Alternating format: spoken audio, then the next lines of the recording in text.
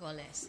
Sir, good morning. Sir, in a CNN Philippine interview, you mentioned that the Vice President, Leni Robredo, can only attend the cabinet meeting if there is an agenda on drugs. Yeah. Can you elaborate what the President told you, sir? Because when we have a cabinet meeting, we are invited by the CABSEC, and we are asked if we are going or not. In other words, it's optional for us to attend, because if it's not your topic there, you'll have to stay there for the rest of the meeting until the wee hours of the morning.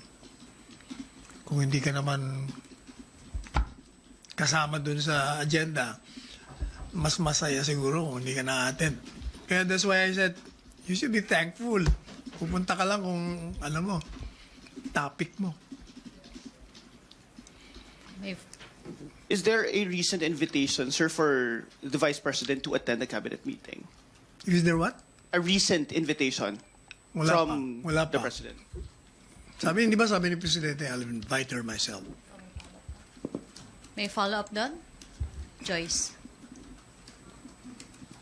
So, meaning Vice President Robredo will not be given a chance to give her comments sa other projects of the administration dahil, for example, kung di naman nasa agenda yung drugs, ibig sabihin hindi siya pwedeng magsabi ng opinion niya Bakit or naman suggestion. hindi? Sino naman nagsabi sa'yo hindi pwede? Hindi, sir, sabi niyo po kasi if... It doesn't mean when you are not in the cabinet meeting, you cannot comment. Because there is a transcript for that, and that is given to all members of the cabinet. So if you feel like commenting on any topic, you can do that. How, sir? Oh, Sus Mario, ano ba naman tanong niya? How? Eh, di mag-issue ka ng statement o gawa ka ng memorandum, address to whomsoever you want.